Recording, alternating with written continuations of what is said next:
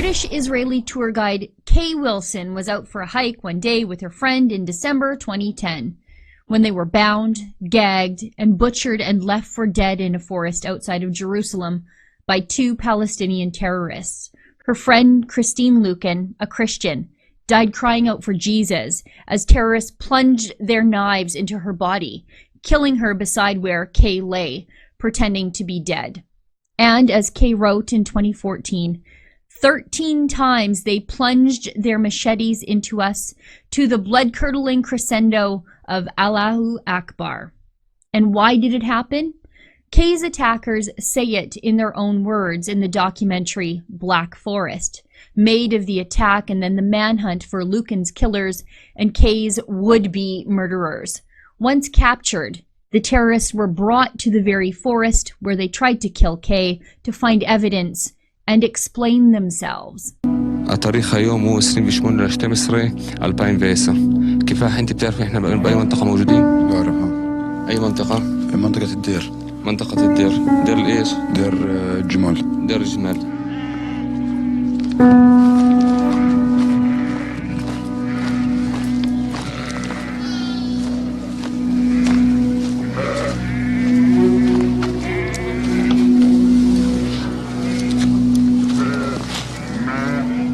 كانت السكينة معي تحت البلوزة يعني. ظليت ماشي وهو هيك اجى ابراهيم مسك معي واخذناه وطلعنا من هاي الناحية. اوكي يلا.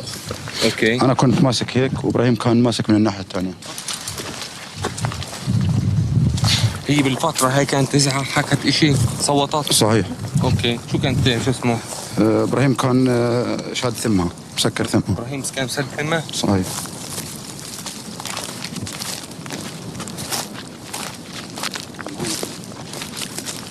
من هون طلعت؟ نقول انه هذا كان الخنجر، وين كان محطوط انت معك؟ تحت البلوزة. اوكي. انا لما جيت كانت السكينة في جنبي. شو كانت لابسة؟ لابسة العادي. صحيح. اوكي. ضربت انا مرة هيك. أوكي. كمان مرة. اوكي. اخبار هات السكينة. هيك. اوكي. مين حط الخيط هيك؟ ابراهيم. ابراهيم هو كان ماسك من الناحية هاي. اوكي. وانا كنت ماسك من الناحية هاي.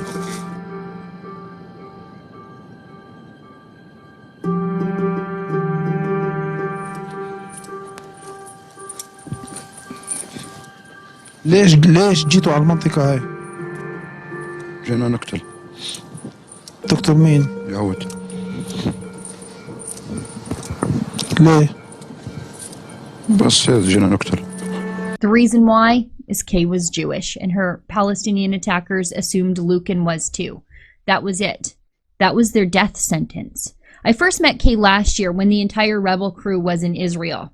We have a mutual friend who appears on my show from time to time, Brian of London, and he put the two of us in contact with each other. And back then, Kay told me her harrowing story on my show. You can go back and watch that show if you get the chance.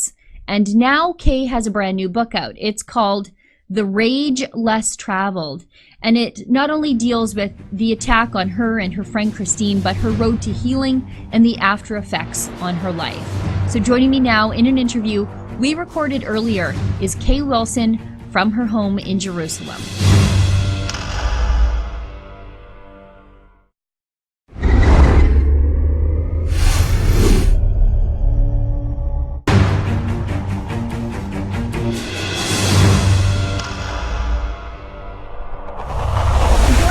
Now is Kay Wilson. She's the author of a new book, The Rage Less Traveled. It's her memoir of surviving that Machete Attack. Kay, you're in Tel Aviv tonight? In Jerusalem. Oh, the fantastic. Capital city of the Jewish people. The eternal capital, that's right. Now, Kay, I did interview you last year when we were in Israel, and actually ran into you, I believe it was in Tel Aviv. We had a phenomenal interview, a haunting interview. If anybody wants to see that, they can go back and look for that. But Kay, I just want just a Cole's Notes version. I don't want to rehash that whole other interview that we did. But you are, I guess you're British, but you're also Israeli. Am I right? That's correct. I emigrated here when is it? Over 30 years ago, 33 years ago. And you were attacked with your Christian friend, Christine Lucan, while you were hiking. Yes, it was, on just a perfect winter day, in an Israeli winter day. And we were on the political map on our side of the line, so to speak. And we were accosted by 2 Palestinian terrorists held at knife point for half an hour. And then they found my Israeli ID. They assumed we were both Jewish. And they bound and gagged us and started hacking at us with their machetes. And I watched my friend hacked to death before my eyes, while I myself sustained 13 machete wounds and 30 broken bones. Now, I guess not to go into too much detail, but you did touch on it in your book that you did struggle with some, not just 13 machete wounds, but PTSD that affected you quite strongly. Yeah, that would be like saying the Second World War was a bit inconvenient. It's such a massive understatement. Terrible PTSD, not just because I myself was attacked, also because of the longevity that we were held at knife point, which is half an hour, where our fate is swinging in the balance. And then, of course, to witness this it's kind of a sacred sight to hear somebody pray to their God and watch them die. So to witness the death of my friend, the brutal murder of my friend, while I myself was playing dead, the fallout of PTSD was off the charts. And I can tell you, I'm glad we're talking about this actually, Shiela, because I haven't spoken much about PTSD, and that takes a good chunk of the book. I mean, in the beginning, I was so traumatized, I was like dead in my soul. I didn't feel happy, I didn't feel sad. My voice, it just sounded like I was reading out a menu. And then over the course of months of therapy, it's like getting an onion and peeling it off, and I started to be in touch again with who I am, or what I was left of as a person. The PTSD came in hypervigilance. I jump at the smallest sound. I couldn't stand the color green or a tree because it happened in a forest. Noise, any kind of noise, sudden noise, relentless noise. I mean, it was just hell on earth. It was a living hell. So through therapy, you've sort of been able to cope with your PTSD. From what I understand, it never does really go away. It doesn't go away, but therapy made things very much manageable. It was definitely more manageable. I mean, I did, for people who are interested in psychology, or just people who've been traumatized, I'm sure, I mean, it doesn't have to be an attempted murder, but I'm sure many of your viewers have had their own trauma in their life. And for me, I did 3 kinds of therapy. One was something called cognitive behavior therapy, which is where you exercise the power of your mind to the sense that your thoughts determine your feelings. Okay? Now, I had terrible survivor's guilt.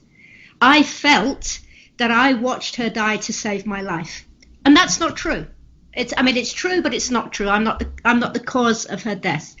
So one kind of therapy helped me get my thoughts straight, which helped me deal with, to a massive degree, my own survivor's guilt. Another kind was called gradual exposure, where when I think back now, my therapy was to go to outside somewhere and look at a tree. Look at a tree for 5 seconds. That's where I started off.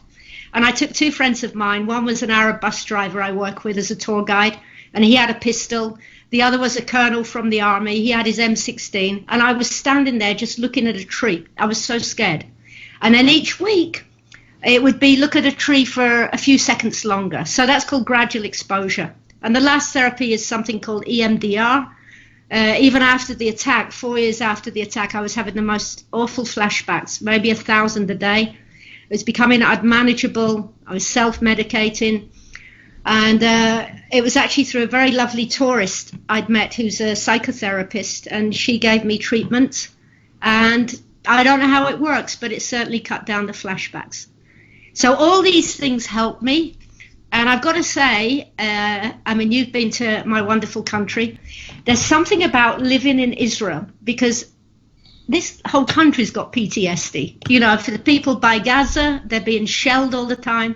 There's people who've buried their loved ones in terror attacks. It's a people's army. So people here suffer, but they get through it. They just pick themselves up and they get on. And there's something about being in a community where we are at always an existential threat, but it's a community that loves life. And I've learned and learning again to love life, and that's the best revenge to death there is. You know, I think where I experienced that sentiment that life is the best revenge was in Sderot. And when I was there, I asked a dad, because the overwhelming majority of kids there have PTSD. I mean, it's hard to play outside because they're so close to Gaza. And I asked a dad there, why do you live here? Why? There are so many other places you could live. And he said, because when we move, the terror comes that much closer to everyone else. And, you know, when we were talking to the mayor of Sderot when we were there, he's showing us how the community is growing and thriving, and it's young and expanding. And I think it's in spite of that terror, specifically in spite of the fact that their closest neighbors in Gaza want them dead, that they are living and they're thriving. Yes, I think life is an extremely, gratifying form of revenge. It really is. And I mean, it's funny we're talking about this because people often ask me, oh, did you ever want to go back to England after what happened to you? And first of all, I've been outside of England nearly 30 years, so it's not really, I've been here much longer. Well, you know, I'm 54, so do the math.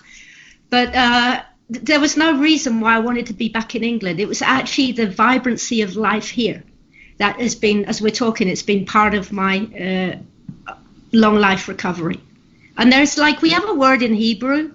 It means dafka. I mean, it's called dafka, and it really means just because. To spite, in spite of. We're going to do this because you want to do this to us. And I love it.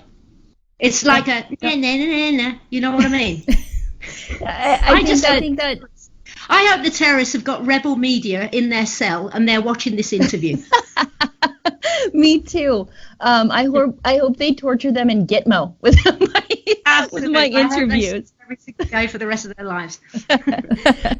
Now, not to be dark, because we're talking about some pretty positive things about the state of Israel, but your attackers, you faced your attackers in court. You brought them to justice, which, I mean, is difficult for anybody, but you also are taking on the institutionalized terror and the funding of these terrorist families.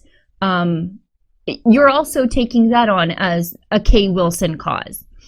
Yes, absolutely. Maybe I'll just backtrack a bit. Sure, of course. I was fortunate enough to have a little penknife with me on the day of the attack. And I managed to stab one in the, in the nuts, right? In the balls. I'll think of a nice word. And his blood was on his sleeve.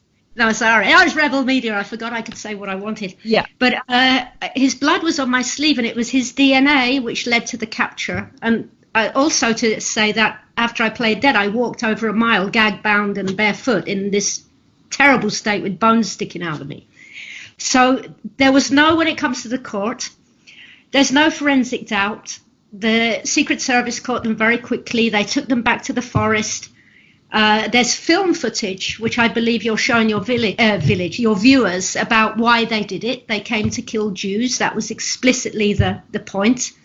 And when I faced them in court, it was the most horrendous experience, because they were gloating. There wasn't like an element of remorse.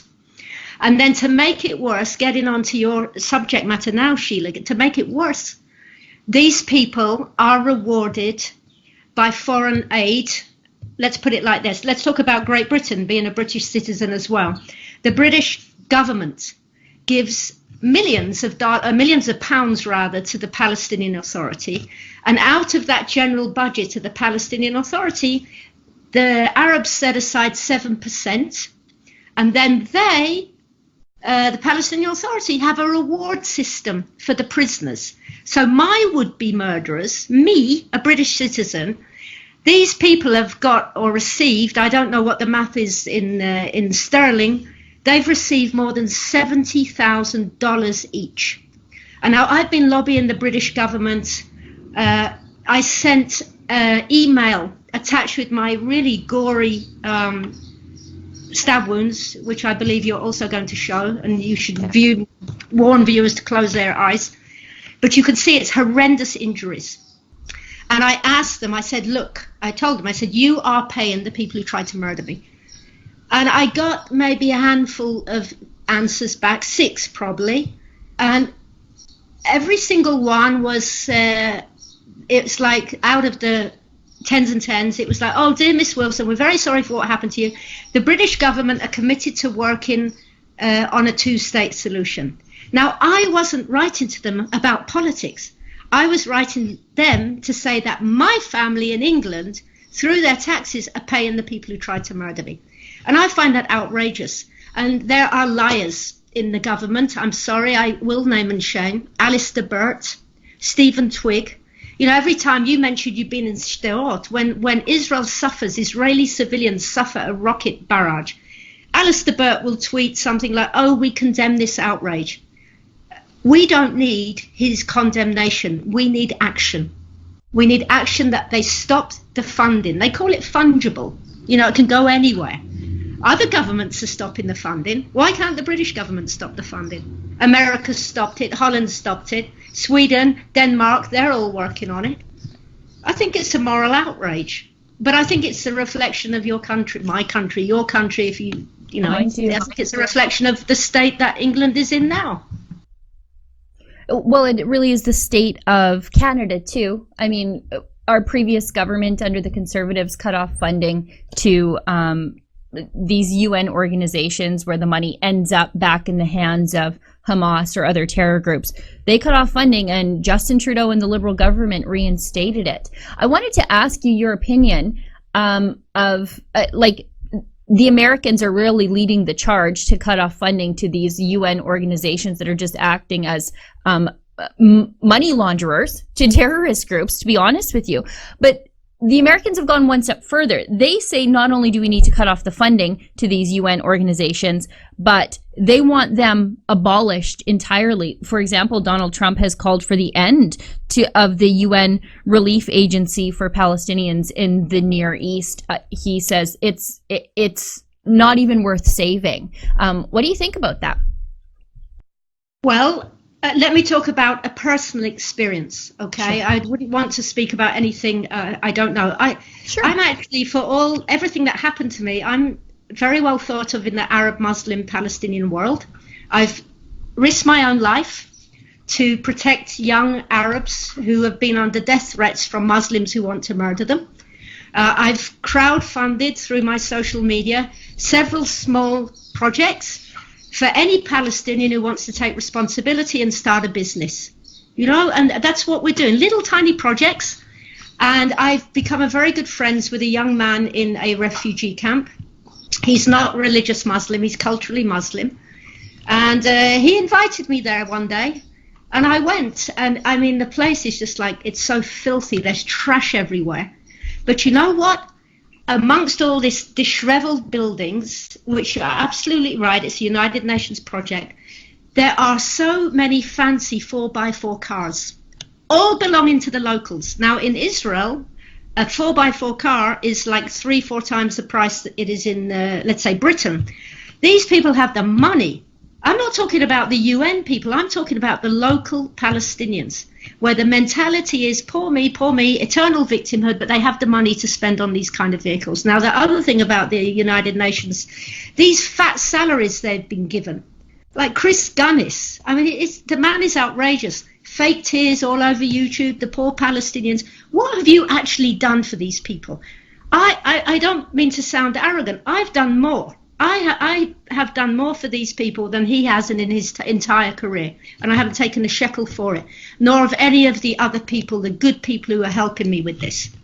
It's outrageous. It perpetuates victimhood, and I think President Trump is spot on. They're squandering money there, both the Palestinians and the United Nations. It's an outrage. Well, and I think too, if you know that these terror groups who are in charge are keeping the Palestinian people poor, it makes the idea of terror a smart economic choice. Because then your family, even if you are a suicide bomber, then at least your family is taken care of. So I really admire the work you're doing by addressing the economic problems that outside of religion. Religion is a big, huge part, but for some, it's because there are just no jobs. It's economic strife, and it's a money-making proposition to go and kill some Jews. It is money making because, first of all, a lot of this, I mean, I don't know the exact figures now, but 3 years ago, the amount of foreign aid that the Palestinian had received was $69 billion. Okay. Now you look at Mahmoud Abbas, you look at all this leadership, look where the money's going. And it's right to say that a lot of the Palestinians are poor, but I'm telling you, I've been in Palestinian houses, also in the refugee camp, which are far more grandiose than where I live. So there's rich and there's poor, and but for the most, these people are poor. Maybe some would do well not to spend 500,000 shekel on a 4x4 car, but it's a racket. It's a whole business racket, and it's not just the finance. All right, it's not just the financial incentive. It's the absolute incitement. Palestinian media is full of incitement to murder Jews. And there's an amazing organization, a non-profit called Palestinian Media Watch, who monitor what goes on in the school curriculums, on the television. It's Nazi-like and it's propaganda, and I don't use that word lightly. Okay, so you have the incitement, you have brainwashing of children, which is absolute child abuse. These are children, these are young children. We can't blame these young children. So you have child abuse, you have absolutely vile incitement to murder Jews, and then you have the financial rewarding system. And how can any Western democracy support an authority like that? How can they? How can they? Is it because they feel sorry for them? Is it because, they're poor? Is it because they're frustrated? Let me tell you something, Shiela. I've been frustrated, okay? I've lost my health. I lost my friend. I lost my home. I lost sleep, I lost weight, I lost routine, I lost the ability to answer how I am. And because I've seen a woman hacked up before my eyes, I've lost my innocence. I've lost everything. But I haven't gone around jumping on people, gagging them, tying them up and hacking them to death because I'm frustrated. Lowering the moral bar, how patronizing is that? And the Western governments who keep funding these people, keep funding this authority, shame on them, every single one of them. They're not empowering anybody. Well, and sorry, I'm really fast and enthusiastic. It's Israeli, everybody, it's Israeli. But I feel very passionate about it. Well, of course you do. I think there's another facet too in all of this, is not just the Palestinian propaganda, but I think the role the mainstream media plays in perpetuating the narrative of the oppressive Israeli occupation versus these just gaggle of Hamas and Gazan protesters at the border. And you often see the images of children face to face with Israeli soldiers. That's what travels around the world, but you never see just how moral the Israeli army really is. When we were there, that was one of the things that was really stuck with me, is how moral the Israeli army is, what they do to mitigate the civilian loss of life, versus the other side that uses civilians as propaganda tools. A dead civilian is $1 million in free advertising for Hamas and for, the leadership in Gaza. So they encourage parents to bring their children to these protests, because that child standing facing an Israeli soldier, that is the kind of propaganda that money can't even buy. Absolutely. And it's, one of my personal friends, and I mean friends, somebody I've met, is Colonel Richard Kemp. And he was the commander of the infantry forces in Afghanistan, a British commander. And he's spoken at the United Nations. This is a man with credibility. And you're right, he's called the Israeli army the most moral army in the world. Okay? And that's an absolute fact. Now, that thing that you're touching on about propaganda, there's footage on Twitter. These Palestinians, they actually practice how to die. There's propaganda stuff of them putting on makeup. They'll steal pictures of children in Syria and claim it to be their own. I mean, it's absolutely outrageous stuff. And it's unfair. It's an absolute tirade against Israel. And concerning, you talk about mainstream media. The BBC, I don't have a good word to say about them. I mean, even the headlines, it's not just the image. It will say, Palestinian shot. And then you read down a few lines and it will be after he tried to murder an Israeli. He comes with a knife, he tries to murder an Israeli, and the Israeli army will neutralize him. But they barely report on that. By the way, the BBC and Sky News, if you allow me to talk about fake news, and LBC, by the way, I have tried, I mean, I hope you can tell, and you've been following me, I don't have a hateful bone in my body directed to people who've done nothing towards me. And I always say it's a Muslim surgeon who saved my life. Okay, and I'm proud that many of my good friends are Muslims. And despite my so-called charitable work I do with Arabs and Muslims and Palestinians, not one major news outlet will ever have me on their show. In fact, the BBC turned me down in March this year. Okay, they turned me down. They were looking for a survivor of terrorism, and they were going to do a program that addresses what you've been talking about, the pay to slay. So the BBC man called me here, and then he says, I'll get back to you. So he gets back to me, and you know what he says? It's staggering. He says, you're too well known. And I thought, how disgusting is that? What they want somebody who looks brown, somebody who looks estranged, somebody who struggles with their English, and therefore it will break the commonality that there is between the Israeli being interviewed and the people who are watching the program. I mean, they are going out their way not to portray any survivors of terrorism or any Israeli really as a human being. And shame on them. Even LBC, I wanted to talk to Majid Nawaz, who I respect him deeply. I think he's doing amazing things. I've written to him. He hasn't answered my email. He tweets rudely on, social media. And I don't understand it's like a blackout on me. I don't understand what I'm doing wrong. I'm doing everything I can to help the people who, from that same people, came my would-be murderers. I challenge them all. Have me on your radio program. Have me on your television. What am I doing wrong? Is it because I'm speaking the truth? Is it because, if I'd have been a Muslim, trans, black Palestinian, happened to be stabbed by white Jewish settlers, would that have warranted me a place on the media? Would that have sold my book? It's outrageous. It's outrageous. I do agree with you. I think you're the wrong kind of victim. You are a regular, normal woman. You were out there with your Christian friend doing things that I do all the time. I hike all the time.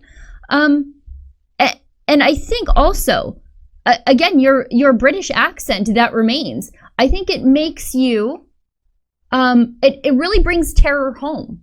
When if it could happen to Kay Wilson, regular, normal, English-sounding Kay Wilson, it can really happen to any of us. And they don't want that as part of the story. They want terror, especially terror happening to Israelis, which happens every single day. They want it to seem foreign and rare, when really your story shows us that it's not.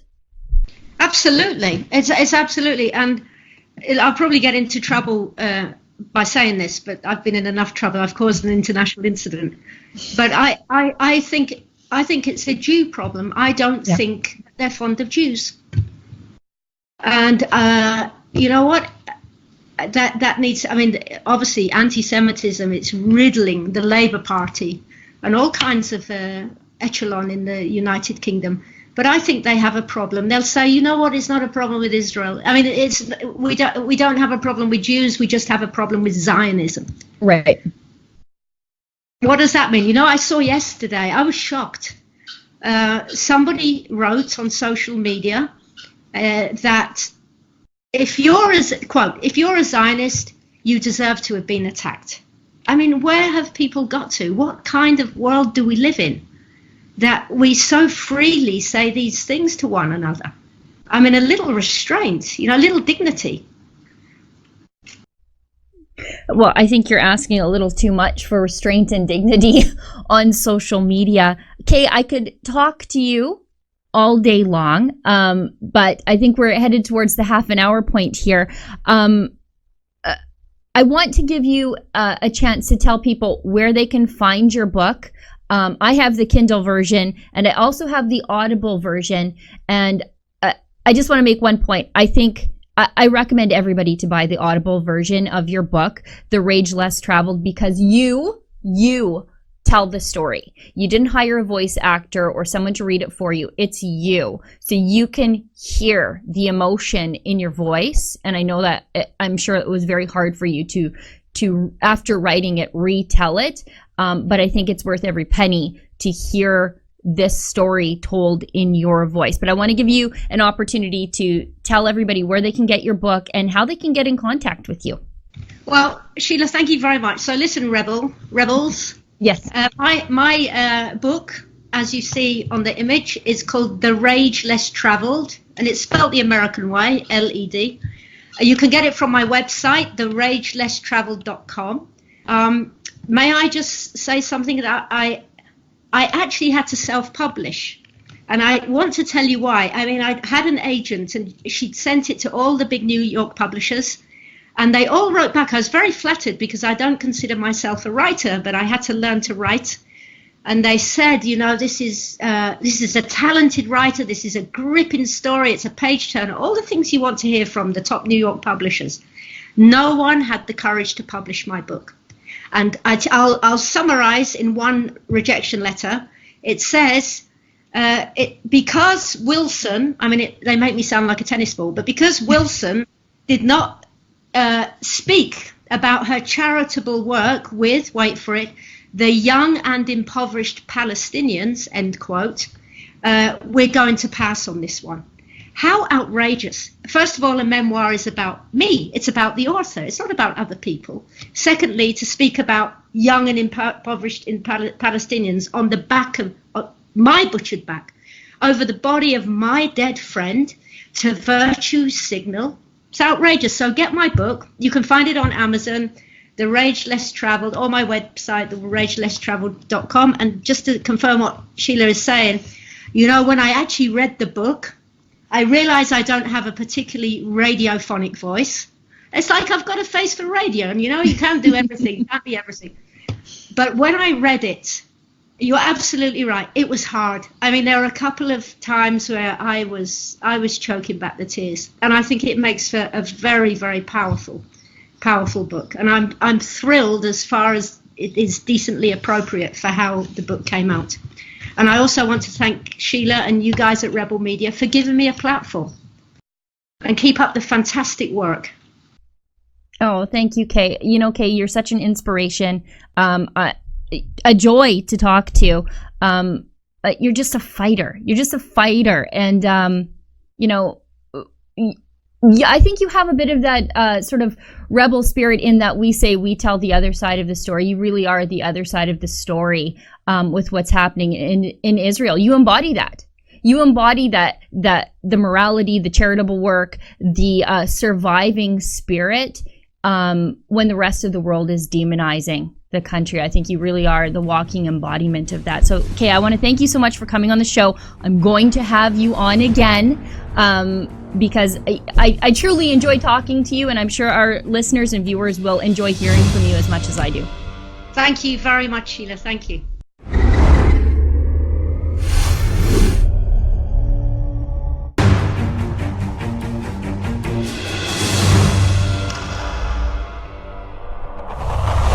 When someone wants you dead, wants you gone, the answer is to live.